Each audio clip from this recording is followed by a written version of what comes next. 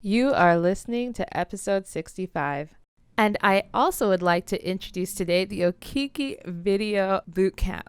Yes, I will be launching a course, which I will have a wait list in the show notes. And I will be launching some group coaching as well. I know there has been a lot of requests lately of people wanting to learn how can they create content for their own brands. And so I'm looking forward to bringing you along in the journey with that. If that's something that you've wanted to gain skills and techniques on, this will be for you. You'll learn systems on how to create content effectively and efficiently and have more time for yourself in the process while reaching your clients. Again, you can find the information for the Okiki Video Bootcamp in the show notes below.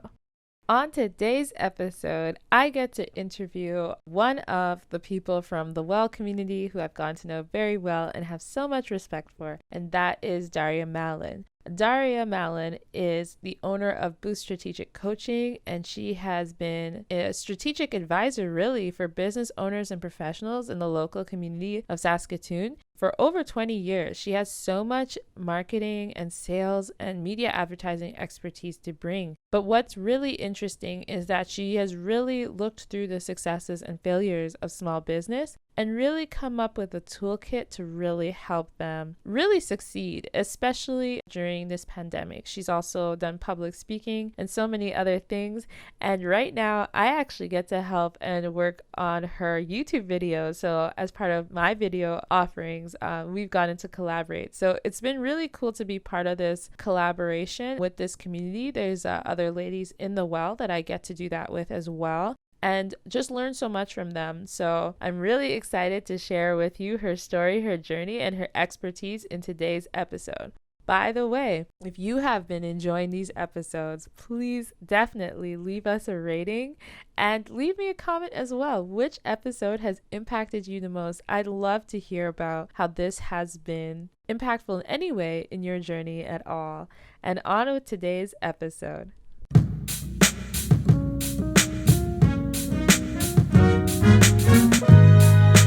are listening to the sounds of inspiration.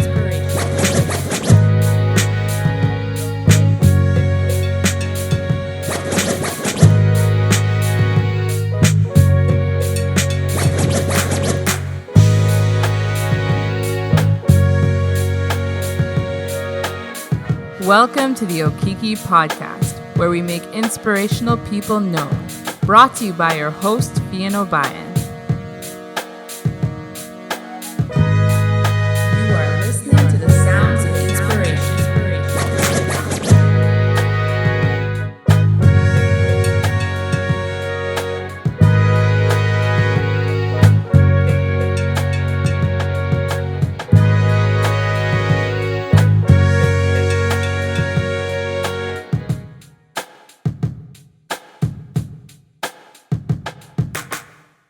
Hello, everyone, and welcome to the Okiki Podcast. And today I have the honor of having Daria Malin on the show. She's the CEO of Boost Strategic Coaching. And the cool thing is I actually met Daria during the pandemic. I believe we met through a Zoom call. And it's just been so amazing to connect with her through there and through the Well and just see what she's up to as an entrepreneur and businesswoman and the impact she's making with businesses in the community. So I really wanted her on the show to share her story. So thank you for being here, Daria. Thanks for having me. So if you don't mind letting the audience know, how did you get into this coaching and marketing space? Well, I took my commerce degree at Edwards, before it was called Edwards in Saskatoon, the College of Commerce. And at the end of university, I was fortunate enough to get hired in media advertising right out of university. And I had done some work in banking and financial services during my school years, but it wasn't where I wanted to stay. I learned a lot, but that wasn't where I wanted to stay. And so I took my marketing degree, and then I got to work. I ended up working for 16 years with retailers, restaurants, and every kind of business you can think of in the city helping them with their advertising campaigns. And so it was like ongoing branding campaigns, it was promotions, it was cross promotions, and really focusing on their messaging consistency so that the city knew their brand. And so everything from, mom and pop shops to national brands that were locally franchised. And so then 15, 16 years in, I had interviewed thousands of business owners. We learned so much together. We saw the effect that the internet had on marketing when, websites and then social media really started to play a big role. And how did that compare to their traditional media advertising that we were doing?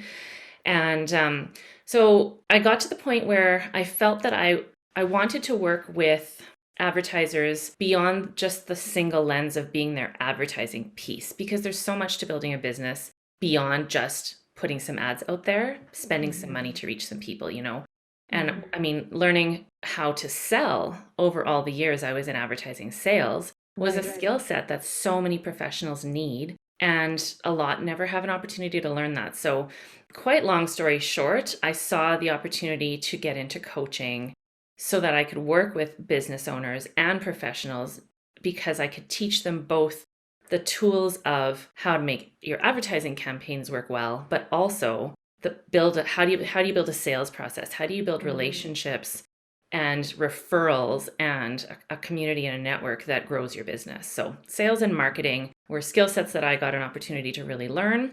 And that's where I saw the chance to grow into my own coaching practice. Wow. So really just drawing on just the diversity of the different businesses you got to work with, that continual process of learning their unique challenges. Yeah. And then eventually over time, you're like, I think I have something here that I can really offer. So what was that process then in taking the leap, and what was your biggest obstacle in doing so? Man, I mean, it's like I pictured this safety net being pulled out from under me. Because, of course, 16-year career, you've got the pension plan, you've got the health coverage, you've got kind of a guaranteed income. And so I think that was it's a risk. But then once I got out on my own, and over the last few years where, nothing was guaranteed, over this last number of months, full-time jobs aren't guaranteed. I've actually changed my outlook on what that safety net is. It's not necessarily an employer, because that employer could go away, the job could go away. I felt through the pandemic, my safety net is that I know how to build a business. And so even if, lots of our friends, and some of my clients were in industries where business just went away, or some of their markets just went away. And so I did feel the whole time that my safety net is that I know how to build a business from scratch. And so if I had to, I would do it again. Thankfully, people still needed, actually even more so, support with marketing and sales strategy when we were all stuck at home. So our business actually was very fortunate to be able to support a lot of newer clients in the last couple of years. But yeah, that was, I guess, the biggest obstacle, was just getting over that fear of what I was seeing at the time as the safety net being pulled out from under me. But just that feeling of, other people can do this, I can do this, and I have the right tools and resources to be successful. That's amazing. And so, I actually did want to talk about that. What was your process like before the pandemic and during the pandemic of connecting with your clients? Because like you said, the internet changed everything. I agree with you. There was this concept of a safety net in corporate that a lot of people realized, just like in some industries, it was pretty stable, but in a lot of industries, it just wasn't there. So what was your process in actually doing that? Well, so there's 4 steps to my strategy, and this is what I coach all my professionals on. And it's really focusing on niche markets, building compelling messaging that is specifically speaking to each of the niche markets. So what matters to them about what you do, finding watering holes, I call them. So places where your niche markets hang out, and building a presence there, and building champions. So educated referral sources for that know about your business and know who you are looking to work with. And so those 4 steps I always teach my clients, we just keep repeating them over and over again. And as the market changes and the world changes, you just have to apply them differently. So before the pandemic, I was very consistently present at physical watering holes, like some key networking events that my network was there, my people were there. We sent each other business. We knew, like we knew we'd see each other once a month, and you build that top of mind awareness for people. And obviously those went away. It was never a matter of, well, I don't do anything now. It's okay, how are we going to keep connecting? And so you seek out those organizations that were still doing virtual gatherings. There were a few that were still doing either virtual networking or monthly seminars and things with time at the end to visit. And then from there, I made sure to keep reaching out for like virtual coffees with my network, with my champions. Last spring, when it went, well, 2 springs ago now, gosh, when we were on full lockdown, every afternoon I'd go out for a walk because we were all home all day, every day. So I'd go out for a walk and I'd phone 1 or 2 of my champions just to see how they were doing, see how things had been affecting them. No business specific agenda, just how are you? We normally see each other all the time. We normally are supporting one another in various ways. We can't stop talking, we need to keep in touch. So yeah, so I just moved the process to online, and like yours was one, we met with a few people online together, and that's exactly what I encouraged all of my clients to do. And sometimes their niche markets didn't have any gatherings online, and so I encouraged them to create their own.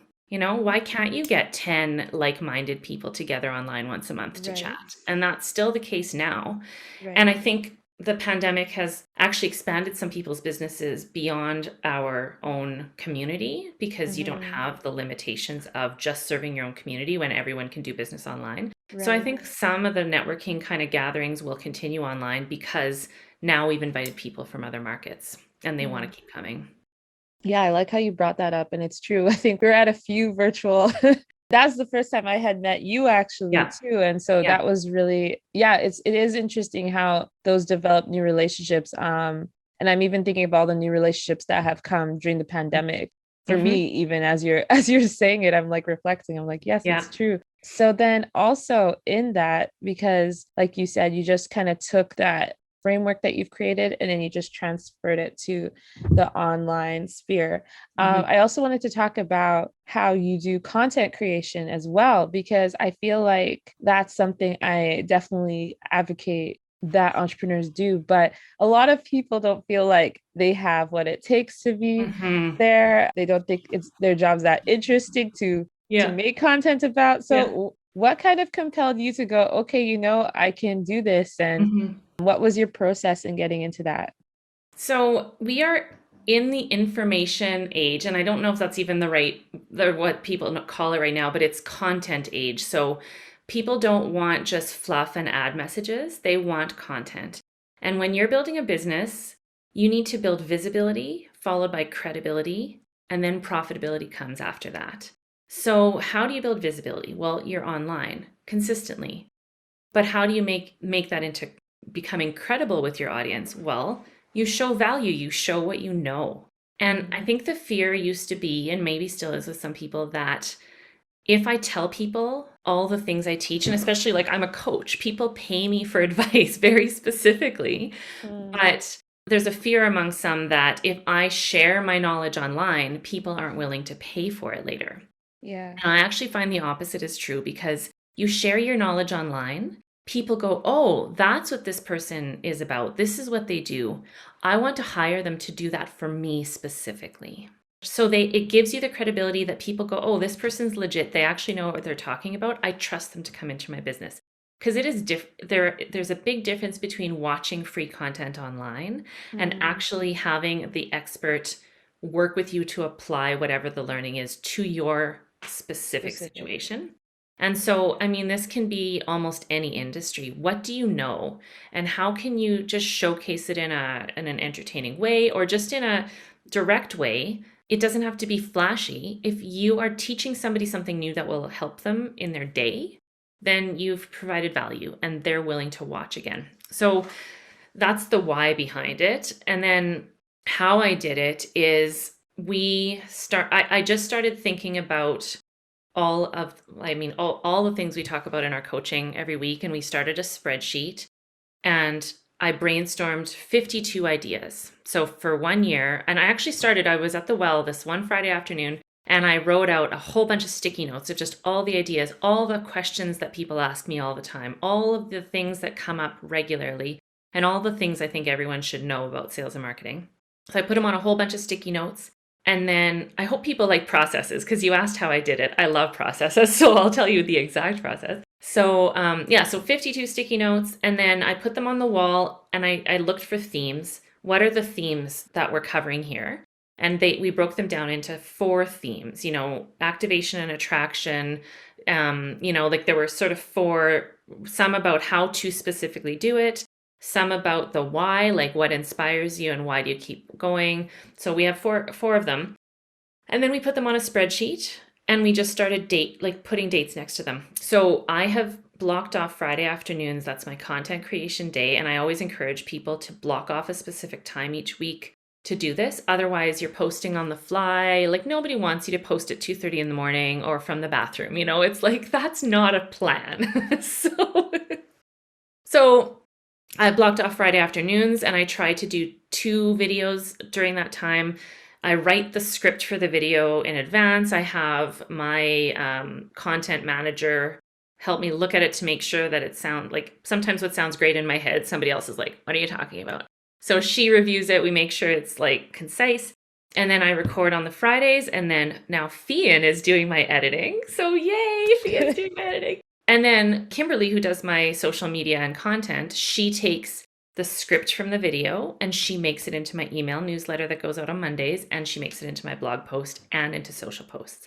So as the principal of the business, I don't believe I should be doing all those things, right? That there are other people that are better at that than me. It takes a lot of time, and it's a different skill set. And so I want to make sure that what I want to teach that week is in the video script, and I record that video script, and then other people take over and they do all the rest of the stuff. So we try to keep on it. We're try to always be a month ahead with our posts and our videos. And we kind of all have the drive folder with, each week a different video and the pictures that go along with it and everything. And then the spreadsheet that everyone shares, so we can see, yes, what's drafted, what's approved, what's scheduled, what's published. So that's the process. So we've done the videos almost a year now. We've done almost a year's with the videos. And now we're starting to say, I want to actually play this one again from 6 months ago. So this summer we reposted a few, just because I want people to hear them over and over again, because I want it to sink in. And watching a video once doesn't necessarily stick, right? Yeah, so that's our process, and it's working really, really well. And then it doesn't feel overwhelming for me when I'm serving clients, I'm speaking at conferences, I'm, meeting with my groups. It doesn't feel overwhelming. Oh my gosh, I have to do my social, because it's just Friday afternoons. I do my videos, I approve all the posts that have been created for us, and make sure that the email is scheduled after it's been drafted. Yeah. Yeah. And one of the things I love about you explaining your process is, I think as entrepreneurs, it is important to actually know what is available behind the scenes in publishing content. And the thing is, like, especially when you're a solopreneur, entrepreneur, you do need to spread things out and you do need to plan. And I know, like, even with this podcast, right, but people may not realize I do work with a virtual assistant to get content for the exact same reason. So I could keep working on this and do work with clients, because that's actually what I want to do. Exactly. But I really love how you talked about the process and planning, and just even wanted to bring a little bit of attention on that, because I have to say, Daria is probably one of the most organized entrepreneurs I've ever seen in terms of her video planning. And it's really incredible. But I did want to ask, how did you get into that? Because as much as you're like, I hope people like processes, actually processes and systems are what really help entrepreneurs to thrive even more. They have so much they want to offer, so much they want to do. And if they can't figure out their systems, it can often be a hiccup for their actual success, other than finding clients. So if you don't mind speaking on that as well. Just how we built all of our systems. Yeah. Yeah. Well, I mean, as your business grows, you need more robust systems. So it was actually early pandemic, like I said, the demand for support and coaching in group settings, in corporate settings, it exploded. And so among our team, we could no longer run the business by email. All the email conversations back and forth. It's like, oh, where did we leave this project? Who's following up with this? And then you're looking through your inbox, and it's kind of gets to be chaos. And that worked up to that point.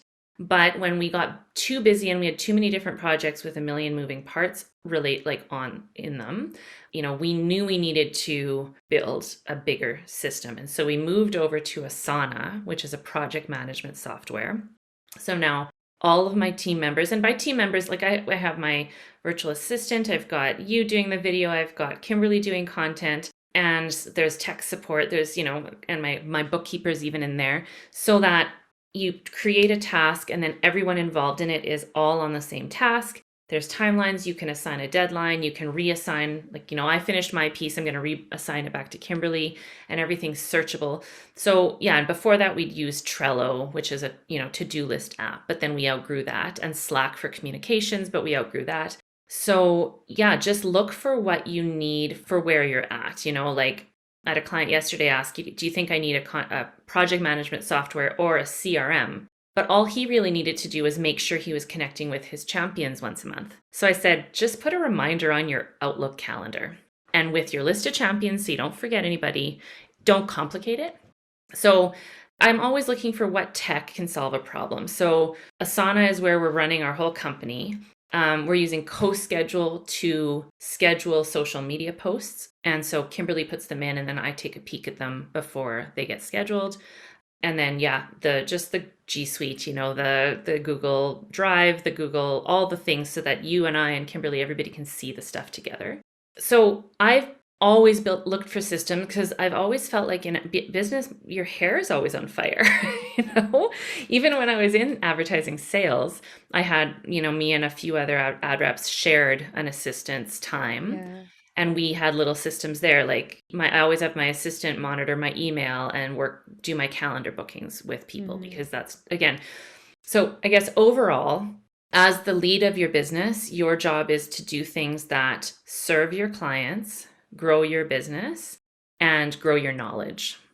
Anything outside of those three things, I suggest delegating, eliminating, or automating. So I actually, on my website right now, I did actually write an ebook called Eliminate, Automate, Delegate. So all these little tools that we're talking about, I have them broken down into, if you want to do bookkeeping differently, if you need a project management software, how to, organize your email. I have that all in the ebook, because it gets asked so often. And private coaching calls, we talk about it a lot. So you asked, how does a person get to that stage or know what? That's where I think sometimes you seek outside help. If, I work with my coaching clients on systems and processes, because if each month when we meet, they haven't reached out to anybody new, we always have to say why. Well, I was too busy. Okay, why were you too busy? What were you doing that took the place of actually finding clients for your business? Because all of that busy work won't exist if you don't keep bringing new clients in. So it's become a function of the coaching. It's really let's look at your business model, what you're doing, who's doing what, and where can we free up your time to do what you should be focusing on. For sure.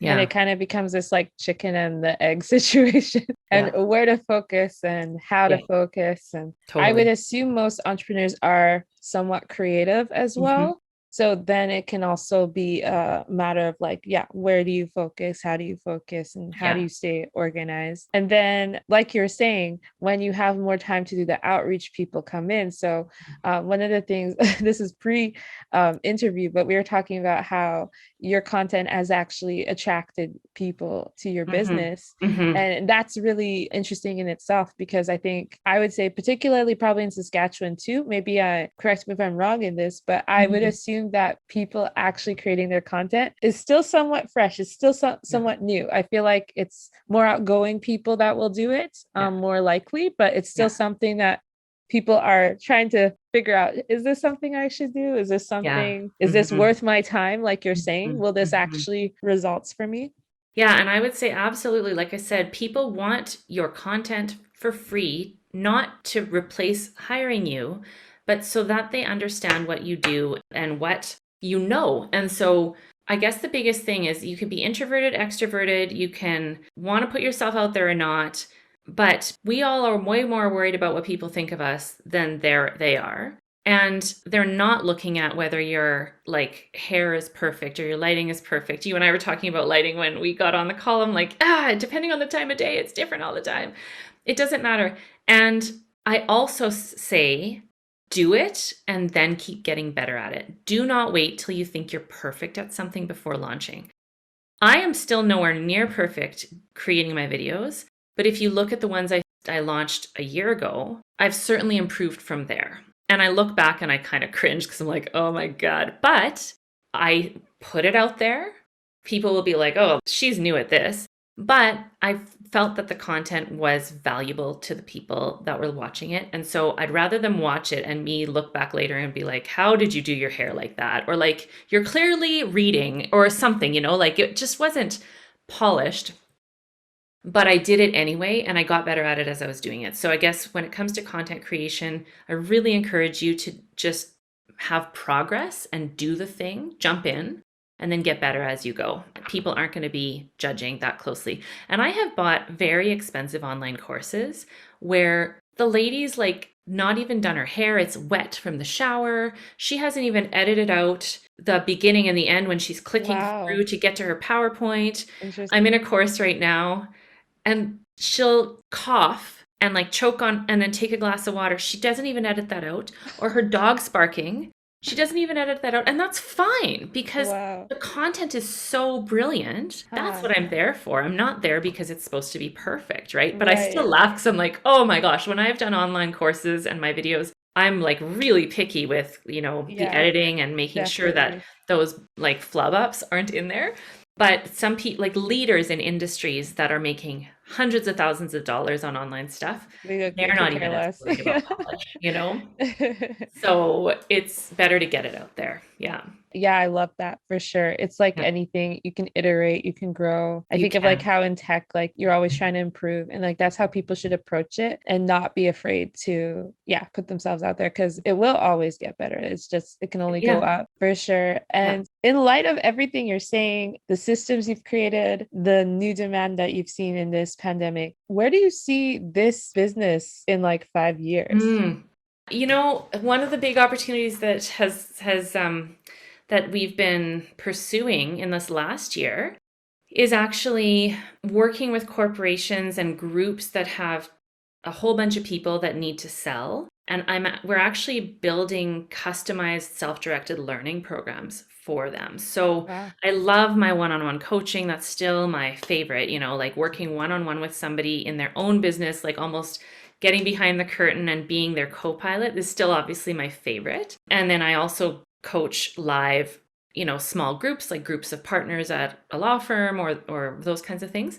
But I can't be everywhere, and I want the curriculum to grow further than what I can physically be at with my hours. And so we've had a few opportunities already to create video training libraries for organizations and corporations so that their people can actually access the tools that I teach on demand, whenever. And during the pandemic, people have realized they like learning this way. Even when I'll do a live lunch and learn, like I did one for a Western Canadian financial services company.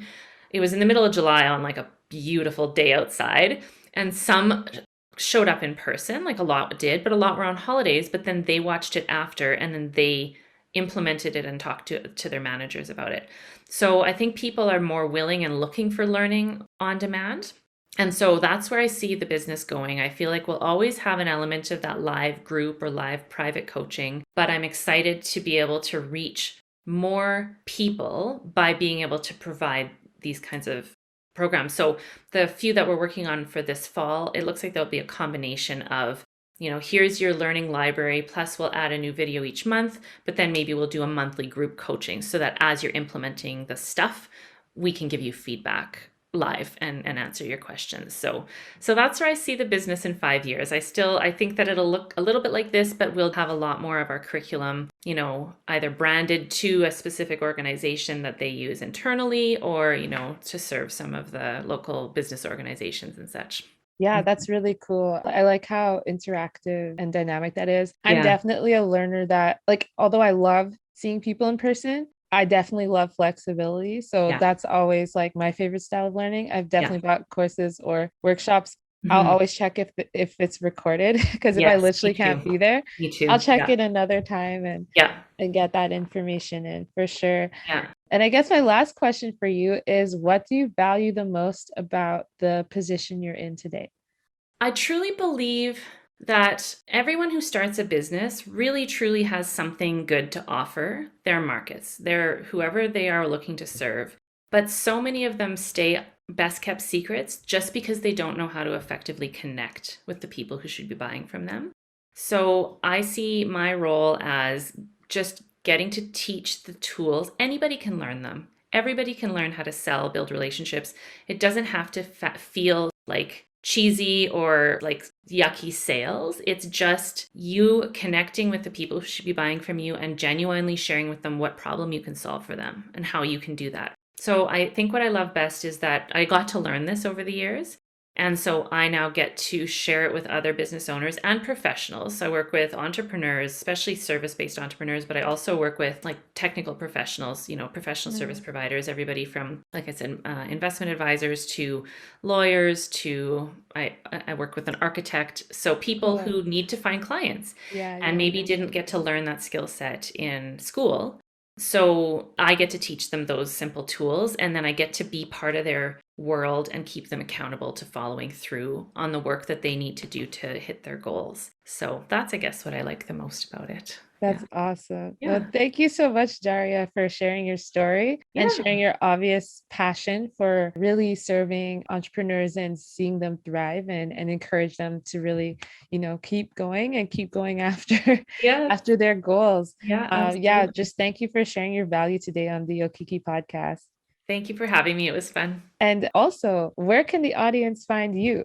Yeah, well, I mean, I invite people to join my little online community at boostcoaching.ca. If you sign up on the blog page, then my weekly video tips come out on Mondays. That Eliminate, Automate, Delegate book is also, it's just a little ebook. It's available on there for free. And then, Instagram at Boost Strategic Coaching, LinkedIn, Daria Malin. Yeah, wherever they want to connect with me, they'll be able to find me. Awesome. Thanks Yeah, so much again. you bet.